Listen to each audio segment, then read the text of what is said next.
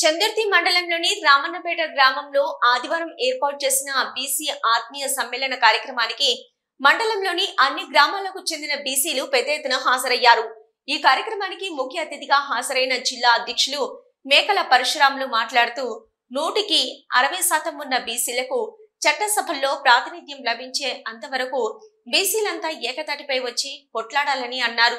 పార్లమెంటులో BC bill గురించి మాట్లాడవలసిందిగా కేంద్ర సహాయ మంత్రి బండి సంజయ్ ని కలిసి వినతి పత్రం అందజేశామని, అందుకు ఆయన సానుకూలంగా స్పందించారని అన్నారు.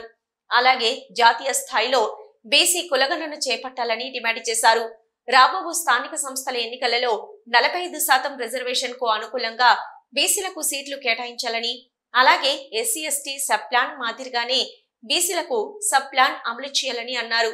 ఈ కార్యక్రమంలో చందుర్తి మండల బీసీ సంఘం అధ్యక్షులు అమరబండ ప్రసాద్, జిల్లా అధికార ప్రతినిధి కోరుళ్ల రమేష్, జిల్లా మహిళా విభాగం అధ్యక్షురాలు నగరం కొమరవ, మండల ప్రధాన కార్యదర్శి సతీష్, ముఖ్య సలహాదారులు తిప్పని నర్సయ్య, రామన్నపేట గ్రామ అధ్యక్షులు బాసూజీ వేణు, నాయకులు తదితరులు పాల్గొన్నారు.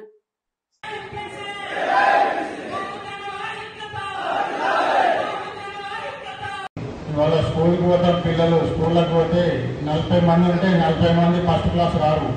సార్ చెప్పేది చెప్తారు. కాబట్టి ఎందుకు మనం తెలుసుకోవాలి బీసీ లాంటి ఏందని. నేను ఎక్కువసేపు చెప్పదలుచుకోలేదు, ఇంకా ఉన్నారు కాబట్టి మనం అర్థం చేసుకొని, ఇంతకుముందు ఒక కృష్ణంపేట అధ్యక్షుడు చెప్పినట్టు బీసీ సర్టిఫికేట్ ఇస్తలేరు, బీసీ డీవీ కావాలంటే నేను చట్టపరమైన నేరం అవుతాని నేను ఇవ్వాలని చెప్పిండు. కాబట్టి దాని గురించి మేము అధ్యక్షులకు కానీ జాతీయ అధ్యక్షులకు కానీ పైవారికి కానీ దృష్టికి తీసుకెళ్తాం. ఇలాంటివన్నీ ఎన్నో సమస్యలు ఉన్నాయి. కాబట్టి ఈరోజు మీరు మేము పిల్లగానే వస్తారు, కానీ ఖచ్చితంగా ఇంకా చాలామంది రావాలి. కానీ అందరు రైతులు ఉన్నాం, ఉత్పత్తులు ఉన్నారు కాబట్టి బట్టలు కొట్టేవారు, గౌడ్స్ కానీ వ్యవసాయం చేసుకోవాలి. కానీ ఇవాళ పొలాలు కొద్దిగా ఎంతకు వస్తున్నాయి కాబట్టి చాలామంది రైతులు ఇబ్బంది పడుతున్నారు. రాలేకపోయినా కానీ చాలామంది వచ్చారు, సంతోషం. ఇట్టి అవకాశం ఇచ్చినటువంటి రామన్నపేట సభకు నమస్కారం తెలియజేస్తూ ముగిస్తున్నాను. ఇక్కడ ఈ సభను ఇంత పెద్దగా నిర్వహించడానికి వేరే చాలా కృషి చేసినారు. ఈ ఉద్యమాన్ని నేను ఏ పార్టీలో దిగాను, ఓన్లీ బీసీ కంటే పనిచేస్తాను, పార్టీలను నెలలని నిరంతరంగా బీసీల కొరకు నేను పనిచేస్తానని చెప్పాను. యాక్చువల్లీ బీసీ యొక్క ముఖ్య అధ్యక్షుడు అంటే 5 ప్రధాన అంశాలు. పార్లమెంటులో బీసీ బిల్లు పెట్టాలి. ఎందుకు పెట్టాలి? చట్టసభల్లో ఏ సర్పంచ్, ఎంపీటీసో, జెడ్పీటీసీకో పరిమితం అవుతున్నాం.